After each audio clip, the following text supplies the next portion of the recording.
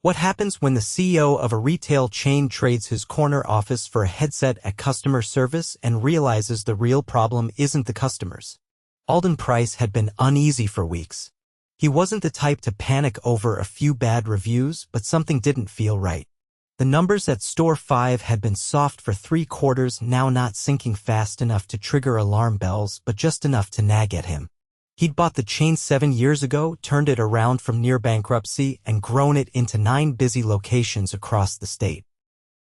Lately, though, complaints had started to blur together. No one helps. They don't respond to emails.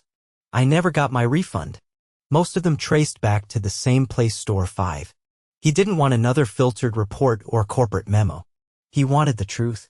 So he put on a headset, fake glasses, and a name tag that read Greg. Said he was a new temp from a staffing agency. Since the company had grown so fast and he rarely visited the stores himself, none of the employees had ever met him in person. To them, he was just some quiet guy in khakis trying not to mess up the system. Store 5 was a mid-sized location in a busy strip mall. When Alden walked in, the front end looked decent, tidy, stocked, a few customers browsing. The manager, a wiry man with a buzz cut named Derek, barely looked up when Greg introduced himself. Yeah, I was told we'd get someone today. Phones are stacked. You'll be on the return line. Don't transfer anything unless it's on fire.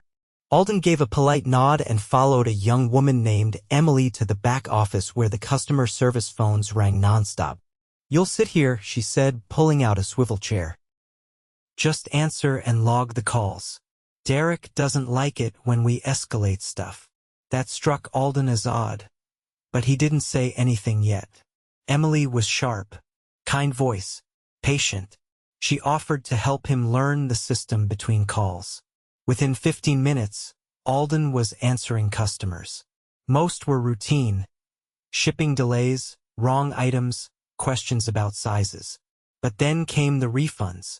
A woman named Linda was first. She had ordered a pair of shoes online, gotten the wrong size, and returned them 2 weeks ago. Still no refund. Ma'am, I'm so sorry, Greg said. Let me check on that before he could finish.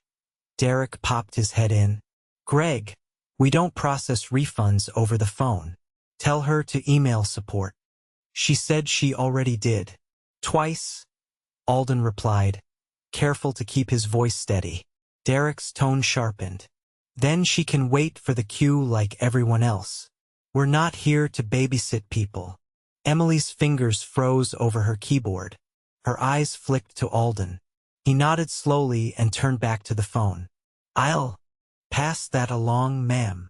Over the next few hours, it kept happening. A man with a missing package.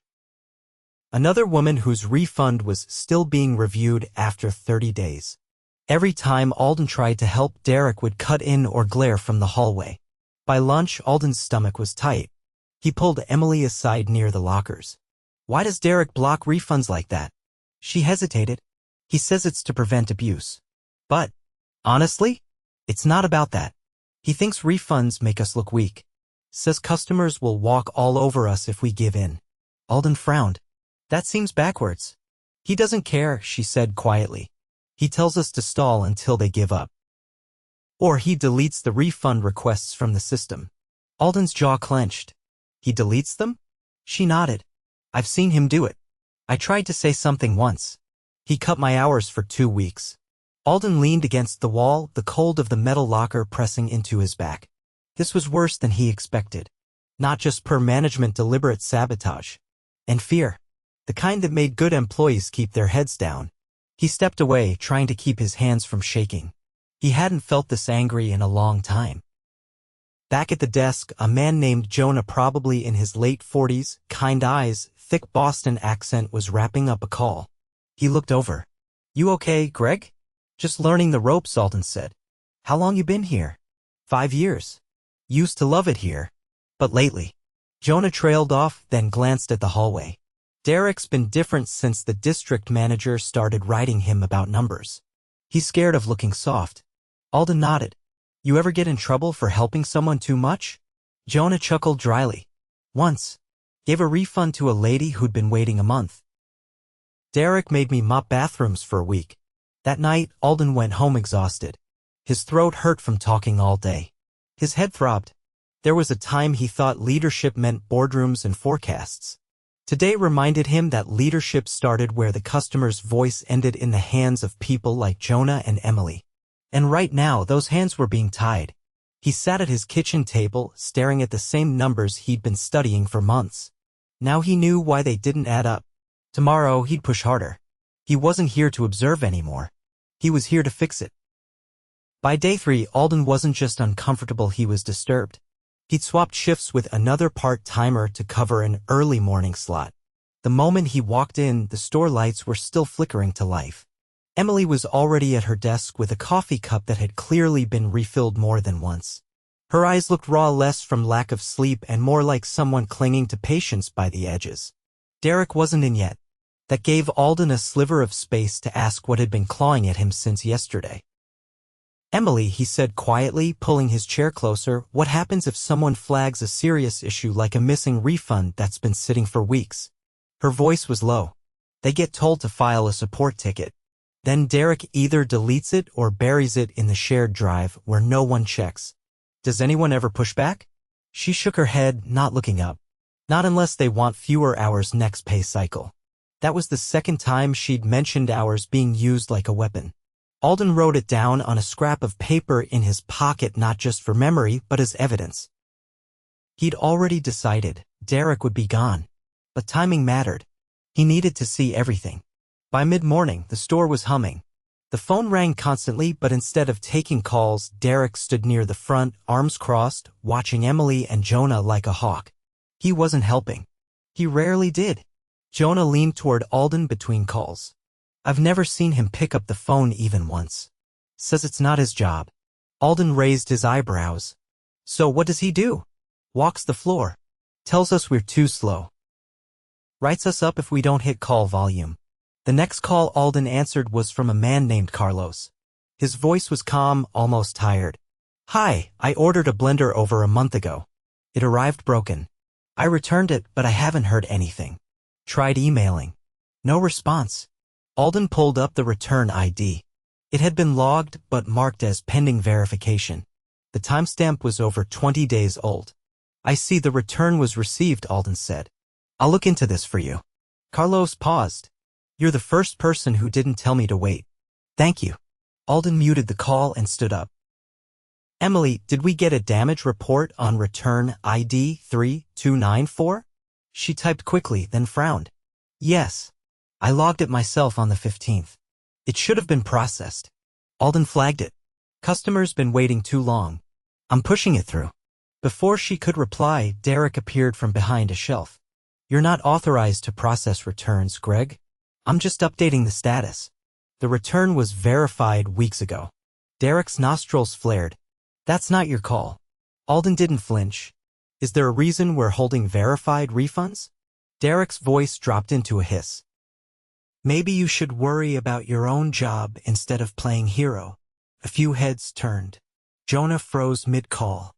Emily stared at her screen. Alden calmly unmuted the phone. "Carlos, I've confirmed the return and pushed it to finance. You should see the refund within 5 business days." Carlos's relief carried across the line. "Appreciate it. Honestly." When the call ended, Derek leaned in close. "Do that again, and you'll be out the door." Alden met his eyes. "Noted." Back at his desk, he caught Jonah's glance. There was a flicker of something, respect, maybe, or just surprise. Either way, Alden knew one thing for sure. Derek didn't care if customers were mistreated. He cared about control. And that made him dangerous. It got worse after lunch. A woman named Priya walked in around 1. She was maybe in her early 30s, neatly dressed, holding a worn receipt and a small box. Her body language was tentative, like someone who'd been through this before. "I bought the speaker online. It doesn't work. I just want to return it." Alden was about to step forward when Derek intercepted. "What's wrong with it? The sound cuts out. I tried it on different devices." "Same issue." Derek didn't look at the item. "Did you drop it?" "No." "Then why does the box look worn?" Priya blinked. "That's how I received it. I didn't do anything to it." Derek crossed his arms. You people always say that. Alden's head snapped up. Emily looked like she'd been punched. Jonah stood up slowly, his face unreadable. What do you mean by you people? Alden asked, stepping forward. Derek didn't backpedal. I mean customers who think they can game the system. Send back broken junk and expect a free ride. Alden's voice was flat. You said you people. That's not okay. Derek waved him off. Don't twist my words. If she wants a refund, she can call the hotline. She's standing right here. Derek turned to Priya. You're not getting money back for something you broke. Priya's lips parted slightly, then closed again. She turned to leave. Alden stepped in front of her. Ma'am, I'm sorry. Please wait by the register. I'm going to make this right. She hesitated, then nodded. Alden walked back toward Derek. There were customers browsing nearby. Employees watching. He lowered his voice just enough to keep it between them. You're done. Derek raised an eyebrow. Excuse me. Alden pulled off his glasses and reached into his jacket for his real ID. I'm Alden Price, owner of this company. You're fired. Effective immediately. Derek scoffed. You're bluffing. Alden handed him the card. You've been misusing authority, deleting refunds, threatening staff, and now you've crossed the line into discrimination. You're not welcome here. Collect your things and leave. If you make a scene, security will escort you out. Derek's mouth opened, then closed. He looked at Jonah, then Emily, then back at Alden. Something in his face cracked, confidence draining out like air from a tire. He walked to the back room without another word. Alden turned to Emily. Get Priya's return processed. Full refund. And add a gift card for her trouble. Emily nodded, stunned. Jonah leaned over. You really are him. I should have come sooner. The rest of the afternoon moved quietly. Employees still answered calls, but the tension that had sat like fog over the room was gone. No one barked orders. No one hovered. For the first time, Emily looked like she could breathe. At closing, Alden gathered the staff in the break room. Just the four of them, him, Emily, Jonah, and a part-time worker named Lexi who'd barely spoken the past few days. He didn't stand at the head of the table. Just leaned on the edge like anyone else. I owe you all an apology, he said. This store has been suffering under bad leadership for too long. I trusted the wrong people to maintain our standards. That stops now. No one spoke at first. Then Lexi, voice barely above a whisper, said, It's been hard. I almost quit last week. Alden nodded. You shouldn't have to choose between a paycheck and your dignity. Jonah rubbed his palms together. What happens next? Tomorrow, I'll be back with our regional director. We're reassigning leadership, reviewing every deleted ticket, and meeting with every team member one-on-one. Anyone who was treated unfairly will be made whole. Emily looked up. Are you really going to stay involved? Alden didn't blink. I'll be here until this store feels like a place I'd want to work in myself. That's the standard from now on. Jonah gave a short nod. Then maybe it's not too late. Alden stayed behind after they left, sitting alone in the darkened office. He didn't feel triumphant. He felt responsible. He'd built something worth protecting. And now finally he was doing just that. By the time Alden pulled into the parking lot the next morning, the sun was still low and the lot was nearly empty. He brought two people with him, Mara, the company's regional operations director, and a representative from HR named Camille. Both had only been briefed the night before. Neither had expected the scale of what they were walking into. Inside, the break room lights buzzed faintly overhead. Emily was already unpacking a lunch from a paper bag, her shoulders hunched as if expecting a different morning than the one she was about to get. Mara stepped forward. Emily, right? I'm Mara. We're here to help reset the store's operations. Is there a private space you use for check-ins? Emily blinked in surprise before nodding. There's the old training room. We haven't used it in months. Alden gestured to the hallway. Let's use that. Starting now, every team member gets a one-on-one paid time, no questions asked. While Camille and Mara set up in the back, Alden walked the floor. Without Derek's looming presence, the space felt different, still tense, but quieter. Lexi was arranging a display of portable chargers, her headphones out for once.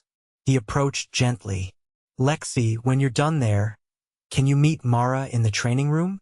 Just for a quick check-in. She hesitated, then nodded.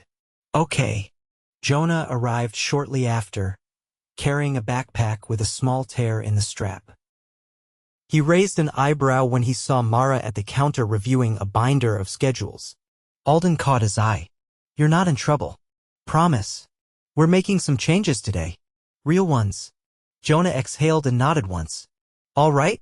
I'll see what this is about. As the interviews cycled through, Alden stayed out front, stepping in on the phones when the others needed to rotate. The call volume never slowed. Customers were still asking about missing refunds, delivery issues, and unanswered messages from weeks ago. One call came from a woman who had visited the store last month and been told her exchange had been approved, only to discover later it had never been processed. I'm really sorry, but I'm showing no record of that exchange ever being submitted, Alden said, headset balanced on his shoulder as he typed. Can you tell me who helped you? It was a man, tall, buzzed haircut. He had a clipboard. He said he was the manager. Alden's jaw tightened. I'll take care of it personally. You'll have your new item by Thursday. After the call ended, he flagged the system and added a note for Mara, pattern of false confirmations, Derek. Investigate further. At noon, Camille called him back to the training room. The wall clock ticked softly above a faded corkboard littered with old flyers. Camille had a legal pad open, her pen tapping gently against the margin. We've spoken to everyone on staff so far, she said, voice low. 3 people reported hours being reduced after speaking up. 2 said refund requests were deliberately ignored or deleted. 1 mentioned seeing Derek pocket gift cards from returned merchandise. We're still digging, but it's clear he was retaliating against employees who questioned him. Mara looked up from her laptop. We also found 7 unresolved refund tickets that were marked as completed in the system but never processed. All tied to Derek's login. Alden didn't respond at first. He just looked at the stack of forms Camille was compiling. I want full restitution for every customer affected. Retroactive pay adjustments for staff who had hours cut. And a compliance audit on all store managers across the region. Today. Mara nodded. Understood. As they returned to the main floor, Alden noticed a middle-aged man approaching the front desk with a worn envelope in hand. His clothes were clean but faded, and his eyes looked tired. Emily stepped forward. Hi, can I help you? The man hesitated. I was told my refund was sent by mail. It's been over a month. I called twice. They said it was in process. Emily glanced at Alden, unsure. Alden stepped beside her. Do you have the return receipt? The man handed over the envelope. Inside was a copy of a return confirmation, dated nearly 6 weeks ago. I'll be honest, he said quietly. I'm between jobs. That refund was supposed to cover groceries last month. I wouldn't come in unless I really needed it. Alden met his gaze. You shouldn't have had to. He brought the envelope to Camille and instructed her to cut a replacement check immediately. When she asked for store authorization, he gave it without hesitation. Back out front, Lexi approached him, arms crossed. Is it true you're putting someone new in charge? She asked. Alden nodded. Yes. Can it be someone who's actually worked a register? Alden smiled slightly. That's the plan. By 2:30, Mara had finished her assessments. She pulled Alden aside near the stockroom. I've got a candidate for interim lead. Emily. She's respected, organized. Everyone mentioned her. Alden didn't hesitate. Offer it to her. With a raise. And back her fully. Mara glanced at her notes. She's unsure if she wants it. Said she's worried it'll put a target on her again.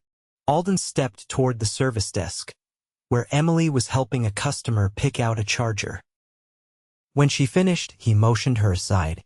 You've earned the team's trust, he said, and they need someone steady right now. I want you to lead if you're willing. She looked down. I don't know. I've never managed before. You've been managing without the title, he replied. The difference now is you'll have support. She was quiet for a moment. If I take it, I want to change how we train new hires. Teach them how to actually listen, not just follow scripts. Alden extended his hand. Deal. That evening, after the last customer left, Alden called everyone to the front. The group gathered slowly. Jonah leaned against a shelf. Lexi sat on the edge of a display case. Emily stood beside Alden, still visibly processing her new role. I came here expecting to find a few operational issues, Alden began. What I found instead was a team that's been surviving in spite of its leadership, not because of it. He glanced around the room. That stops today. You deserve better. And starting now, you'll get it. Camille stepped forward. If you've experienced retaliation, harassment, or any form of discrimination, your reports will be taken seriously. No exceptions. We've opened a direct hotline to HR that bypasses local leadership. Alden continued. We're also restructuring how we track customer issues. Refunds and returns will be directly monitored by regional ops for the next 60 days. No more disappearing tickets. Jonah raised a hand. What about staffing? We're running lean. Mara answered. We've approved 2 additional hires. Starting next week, Emily will be part of the interview process. Lexi leaned back slightly. So this isn't just a PR sweep? Alden turned to her. If it were, I wouldn't have picked up over 200 calls this week. She gave a short nod. Fair. As the team dispersed, Emily lingered by the register, watching the others leave. Alden approached once more. You okay? I think so, she said. It's a lot. It should be, he said. But you're not doing it alone. She looked at him. Why'd you come here yourself? You could have just sent someone. He paused. Because I forgot what this company feels like from the ground floor. And I won't let that happen again. She nodded slowly, then walked to the back to lock up. Alden stayed behind, watching the lights dim one row at a time. The store wasn't fixed yet, but it was no longer broken in silence. A week later, Alden returned to Store 5, not in disguise this time, but as himself. No name tag, no fake credentials, just a quiet presence walking through the front doors as the early shift got underway. The air felt different. Not lighter, not yet, but steadier. The kind of stillness that comes after a storm has passed, when people are waiting to see if calm will last.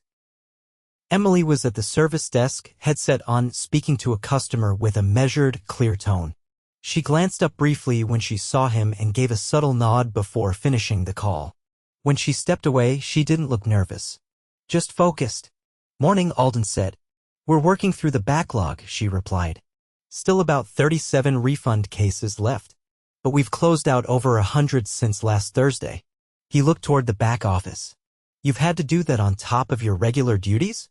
I've been splitting coverage with Jonah. We adjusted the schedule so one of us is always on customer service. It's not ideal, but until the new hires are trained, it's what we've got. Alden leaned slightly against the counter. How's Lexi handling the floor? Emily nodded toward the seasonal aisle. She's managing the handheld inventory scanner now. Took her a day to get used to the counts, but she's more confident. She asked if she could help train one of the new hires next week. That answer told Alden more than metrics ever could. He turned his attention to the register lane, where a younger woman, maybe 19, was being walked through the POS system by Jonah. She looked a little overwhelmed, but she wasn't flailing. Your idea to start them on slow shifts? Alden asked. Emily crossed her arms. People learn better when they're not thrown into chaos. We rotate them through returns last once they've seen how the rest of the store works. Alden gave a slow nod. Good. He stepped into the break room a few minutes later where Mara had set up a temporary operations desk. She was reviewing a printout of the regional refund delay tracker, which had been streamlined following the audit. Behind her, Camille was reviewing an HR policy draft, tighter language around retaliation and a new clause about discretionary pay adjustments linked to complaint outcomes. Any new issues? Alden asked. Mara shook her head. Nothing systemic, just cleanup. A few customers still waiting on refunds that were never logged. We flagged the oldest ones for immediate payout. That's happening today. Camille looked up. We also had one more exit interview come through. A part-time stalker who left last month emailed in after hearing about the changes. Says he was threatened by Derek over a scheduled dispute. We're documenting it, but since he's already gone, he's not looking for restitution, just wanted someone to know. Alden's jaw tensed slightly. We'll still send him a formal apology. Acknowledge what happened. Camille nodded once. An hour later, Alden made his way to the stockroom where Jonah was reviewing the incoming freight. He was holding a clipboard, brow furrowed, as he counted through a short shipment. Only got 9 units of the speaker dock, Jonah said without looking up. Manifest said 12. Is this happening often? 3 times this week? Warehouse says the items were scanned out. Either their count's off or we've got a loss issue somewhere in transit. Alden made a mental note. We'll escalate that. Might be a problem upstream. Jonah jotted something and finally looked up. You know, I didn't think I'd still be here a month ago. What kept you? He shrugged. I guess I needed to see if it would actually change. Words are easy. Schedules, pay, support, that's real. Alden didn't offer a reply. He just walked with Jonah back toward the sales floor. Every aisle they passed was being restocked or resurfaced. Nothing flashy, but everything was being done with intent. Near the returns counter, a woman in her 50s was speaking to Emily. Her voice was slightly raised, not angry, just anxious, holding a receipt and a damaged coffee maker. I just don't understand why it wouldn't brew. I followed the instructions and it started leaking the second time I used it. Emily listened without interruption, then gently asked for the return slip. She scanned it, reviewed the internal notes, and within 2 minutes had issued a replacement authorization. Would you like the same model or a different one? She asked. The woman blinked. You're not going to ask for photos or file a ticket? We already received the return. You're here. That's what matters. Alden watched the customer's shoulders ease. She nodded, accepted the voucher, and walked off toward the aisle. When Emily turned back, Alden stepped beside her. That was handled well. She wasn't trying to scam us. She was just frustrated. He paused for a moment. We're going to standardize those practices across all stores. No more arbitrary gatekeeping. If the return is verified and the customer is in good standing, we resolve it. No escalation unless necessary. Emily gave a brief nod. Makes sense. Before he could respond, Mara called out from the back. Alden, got something. He followed her to the admin terminal where she had pulled up a batch of Derek's final logged entries.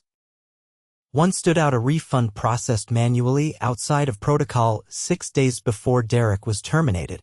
The customer name was unfamiliar, but the shipping address matched Derek's home. He refunded himself? Alden asked. Mara nodded. Used a dummy order number. It slid past because it was marked as a warranty exchange. Alden's voice dropped. Get legal involved. If it's confirmed fraud, we press charges. Camille joined a moment later. Also just finished implementing the new whistleblower line. It routes directly to an off-site team. Anonymous, encrypted, and logged outside of the store network. Alden folded his arms. That should have existed a year ago. We have it now. He glanced back toward the storefront where the hum of the store had settled into a steady rhythm. Later that afternoon, Alden called the staff together in the back for one final meeting. No chairs. Just a circle, open, informal. Everyone came. Even Lexi, still wearing her scanner holster, and the 2 new hires tucked near the back. I want to say something clearly, Alden began. This store failed to protect the people who made it run. That's on me. I built the system you were working inside. There was no applause, just attention. We're not going to fix everything overnight, but we're rebuilding the culture, not just the policies. That means no more silence. If something feels wrong, you speak. And if someone pushes back, they won't be your manager for long. Emily glanced at the floor briefly, then back up. Lexi crossed her arms but didn't look away. Jonah gave a single nod. I'm not here to congratulate anyone yet, Alden continued. We're still earning that. But I want each of you to know this: you were right to care. You were right to say something. And I'll never let this company forget it. Afterward, as the others returned to their posts, Emily lingered by the lockers. She wasn't fidgeting, just thoughtful. You said we're rebuilding the culture, she said. Does that mean we can rethink the training modules too? Alden tilted his head. What are you thinking? Most of them teach policy, but they don't show how to respond to real people. We need empathy training, not just on paper, actual scenarios. Role play, feedback, real consequences. Alden nodded slowly. Write it up. You'll present it to the training director next week. Her eyebrows lifted just slightly. Seriously, you're the one who said we need better listeners. That starts with the way we teach. She didn't smile, but her posture shifted just enough to say she understood what that meant. That evening, Alden stood outside the store, watching as the lights dimmed behind the glass. No disguise this time. No distance between him and the business he'd built. He had come looking for broken numbers and hollow excuses. What he found was a team that had been fighting to do the right thing while leadership made it harder. Now, leadership was theirs too. And for the first time in a long time, Alden felt like the company wasn't just his, it was worth standing inside of.